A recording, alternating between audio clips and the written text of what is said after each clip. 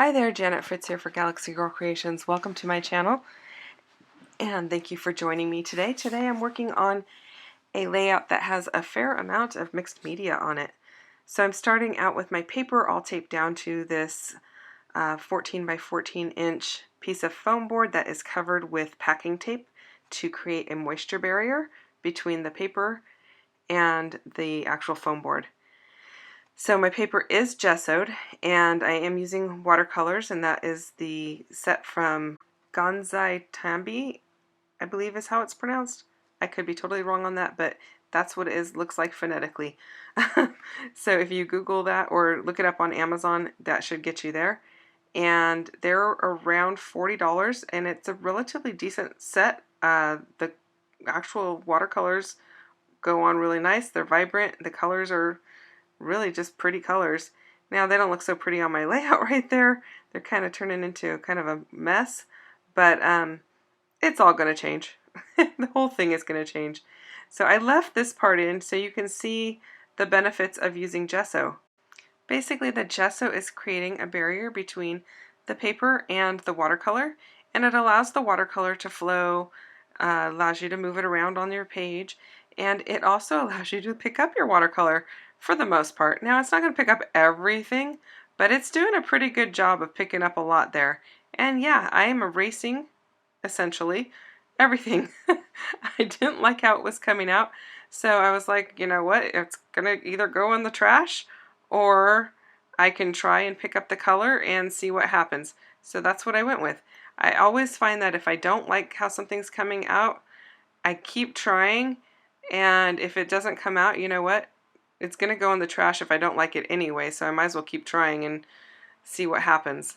So a lot of that is how I get my trial and error, So I really highly encourage you to, especially with mixed media, keep going. If you think it looks terrible, try adding something different on top, because you never know what you're going to end up with. And I find that a lot of the time, you just really haven't added enough. Now, I decided to change the colors completely from what I had originally because it was just too dark. And I think that was the problem that I was having. I wasn't really fond of it. So that's why I changed it. And now, look, you can't even see that there were those ugly colors on top. Not that the individual colors were ugly, but altogether it was kind of turning into a mess. And in the end, this is probably not my favorite layout, but it was a really good experience for me to learn a little bit about playing with these watercolors and playing with just the overall, I don't know, the overall application of it on the gesso. And typically when I work with watercolors, and I'm not super experienced with them by any stretch of the imagination, I have had like one small lesson from a very talented watercolor artist who is a friend of mine, but then COVID hit, so I haven't been able to spend a whole lot of time with her on that since then. But most of my experience is actually on watercolor paper, which is very different than working on a gessoed piece of cardstock. So yeah, I just really highly recommend you play with your mixed media and kind of learn more about it. And if you make something with it in the meantime, that's even better. And if it's not something that's your favorite thing, that's okay too, because at least you're getting some stories told. And as long as you don't hate it, I think it's worth it. So that's kind of my theory, and that's what we're going with. So I had that big clock thing that I really wanted to use, and I think that's from Allie Edwards. I had purchased some of her stuff. I don't have any subscriptions to any of her kits or anything, but she had a sale going on at one point in time that had a whole bunch of embellishments, and I ordered some stuff, and I think that was one of them. And it's really, really big. And so I was trying to figure out a way to use it on a paper, and I had a prompt, and I actually believe I did this for a load layout quite some time ago. And load, if you don't know, is layout a day, and it's done several times throughout the year, and you do it for a whole month long. And so I think this was one of those layouts. I think the prompt was to use a clock on your layout. And I do have other clock pieces that are smaller, but I really wanted to get this one used up because it's so big and it's taking up space in my wood veneer collection. My wood veneer supplies. um, so it was something I really wanted to use. So I thought of taking the idea of the clock and then creating this circle as kind of like a larger clock. And I have little tiny, like thumbnail size photos of my layouts, and I have 12 of them, and they're going to go where the numbers would be on a clock on this layout. So that was my thinking, and that's what I'm going to end up doing. And I believe the prompt was about creating and making time for creating, or something to that effect. So here we go. I'm going to go ahead and sprinkle a bunch of the colors that I've already used all over this layout just to add more stuff to it.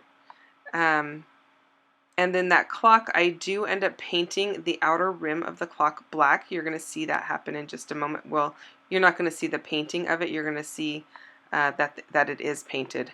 So I just painted it black. And when I use bright colors, which is frequent, I do like to add black to my layouts because I think that kind of makes the layout pop, and it makes the photos pop. So all those photos are backed in black, which makes them pop off the page with all that color. And then here's the ring around the clock, and it's also in black. And I couldn't paint the clock face black because there's a quote on it that I didn't really want to cover up. And that quote says, "It's not about having time, it's about making time." And so I wanted to really document that you have to make the time to be creative if that's something that's important to you. It is something that is really important to me because I know overall it just really helps me with my mental health and keeps me, I don't know, it just makes me happy. And maybe it's my drug of choice. I have no idea, but it does make me incredibly happy to be creative, and it's just a really good outlet for stress, at least for me. And so it's something that I wanted to document, that it is important for me to have creative time, and especially with all of the craziness that's been going on with all the COVID stuff. And this was a layout that I did kind of like at the height of everything in the beginning. So yeah, this is like an older layout, probably from last spring, and I just haven't gotten around to voicing it because I've had so many other layouts that I had deadlines for or commitments to having put up. And so this one kind of fell by the wayside, and now it's about time I actually get it out there. So as I'm lining up all of these little tiny thumbnails of layouts, all of those layouts were done in the very first load that I took part in, and that was last February, so a year ago.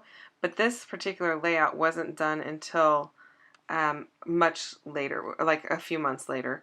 So my journaling is going to go all the way around the outside of the entire layout, and I'm going to try and read that to you. I'm reading it from a photograph because I don't have the layout in front of me.